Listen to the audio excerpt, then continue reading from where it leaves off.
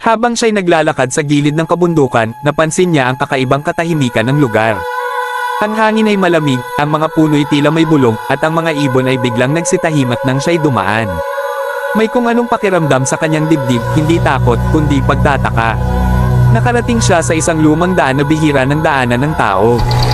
Doon ay may nakita siyang balete na napakalaki, tila mas matanda pa sa kasaysayan ng lugar.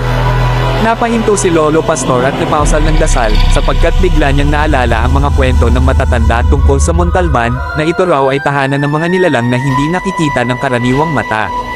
Habang papalubog ang araw, may narinig siyang mahinang yabag at bulungan sa paligid. Lumingon siya ngunit wala siyang nakita. Doon niya unang napagtanto na ang kanyang paglalakbay ay hindi basta pamamasyal lamang. Maraming kababalaghan ang nakatago sa Montalban, at tila siya ang napiling makasaksi nito. Sa gabing iyon, nagdasal si Lolo Pastor ng mas time. Hindi niya pa alam kung ano ang kanyang haharapin, ngunit ramdam niya, ang lugar na ito ay may lihim na unti-unti pa lamang magbubukas. Kinabukasan, muling naglakad si Lolo Pastor sa Montalban. Mas malalim na ngayon ang kanyang pagtuklas sa lugar.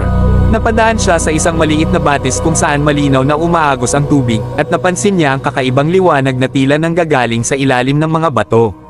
Biglang may narinig siyang mahinang tawa, hindi tao, ngunit may kasamang halakhak na parang musika.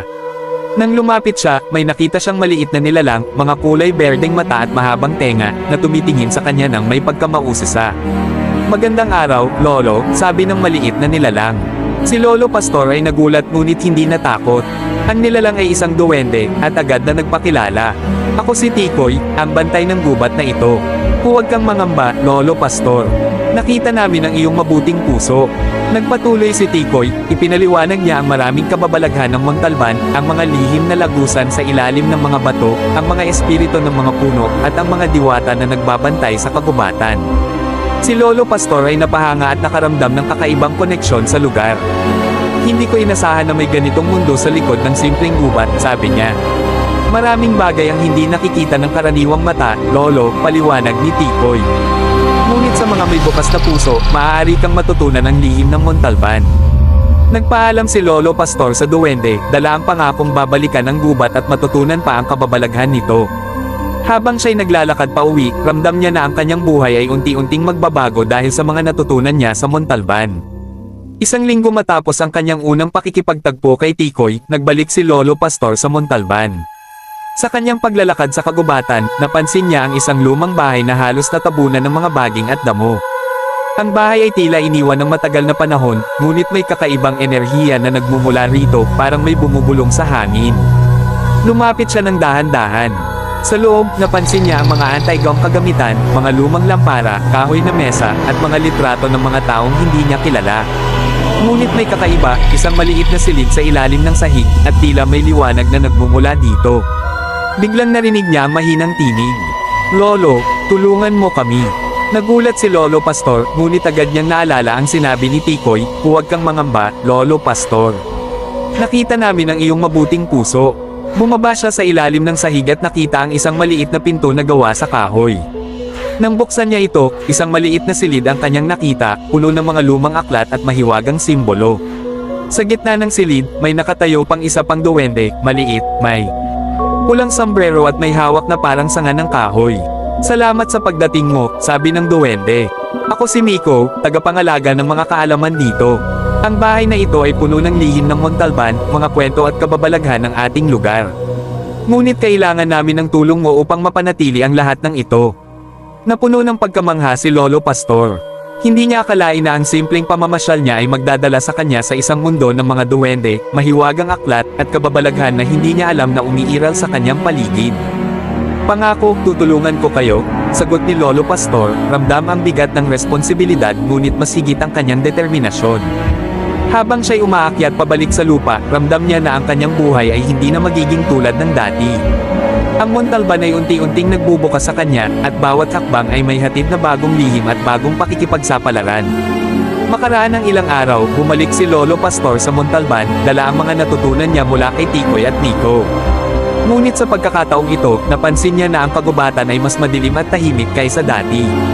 Ang mga ibon ay hindi umaawit, at ang hangin ay malamig na kahit tanghali pa. Habang naglalakad siya sa lumang daan patungo sa lumang bahay, napansin niya ang mga anino na kumikilos sa pagitan ng mga puno. Hindi ito mga hayop o tao, parang may mga nilalang na nagmamasid sa kanya. Biglang may narinig siyang malakas na ungol. Lumapit siya sa pinanggalingan at nakita ang isang malaking halimaw na tila gawa sa dilim. Ang katawan nito ay parang ulap ng itim na usok at naglalabas ito ng malamig na hangin na nagpapakaba sa bawat tao. Ngunit bago siya makatakbo, lumitaw si Tikoy at Miko sa tabi niya. Huwag kang matakot, Lolo Pastor. Ito ang tinatawag naming anino ng gubat. Lumalabas lamang kapag may nagtatangkang sirain ang kapayapaan ng Montalban, paliwanag ni Miko. Kinausap ni Tikoy ang nilalang, at sa pamamagitan ng kakaibang wika na hindi nauunawaan ni Lolo Pastor, ang anino ay unti-unting hamupa. Ang halimaw ay lumitaw lamang sa mga nagtatangkang gumawa ng kasamaan, at dahil may mabuting puso si Lolo Pastor, hindi siya tinamaan. Ang Montalban ay puno ng kababalaghan, sabi ni Tikoy. Ngunit hindi lahat ay mapagkakatiwalaan. Kailangan mong maging maingat, Lolo Pastor. Ramdam ni Lolo Pastor ang bigat ng kanyang bagong kaalaman, ang kagubatan ay hindi lamang isang tahimik na lugar, ito ay buhay na mundo ng liwanag at dilim, kabutihan at panganib. Habang siya'y pauwi, napagtanto niya, ang kanyang paglalakbay ay hindi lamang para sa sariling kapayapaan, kundi para rin sa pagprotekta sa mga lihim ng Montalban. Kung saan mas marami pang nilalang ang makikilala ni Lolo Pastor at mas malalapit sa kanya ang kababalaghan. Montalban, natutunan ni Lolo Pastor ang mga lihim at kababalaghan ng gubat. Natutunan niya ang wika ng mga duwende, naunawaan ang galaw ng mga anino, at naranasan ang mahiwagang enerhiya ng lumang bahay.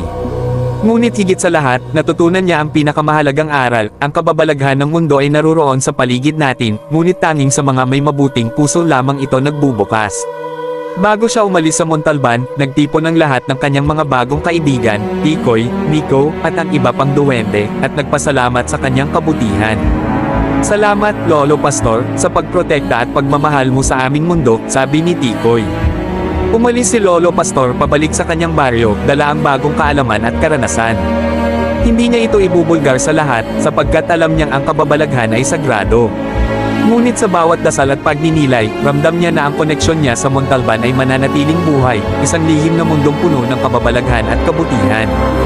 At mula noon, tuwing siya'y naglalakad sa gubat o nananalangin sa ilalim ng mga puno, naaalala niya ang kanyang mga kaibigan at ang mahiwagang lugar na nagbukas sa kanyang puso.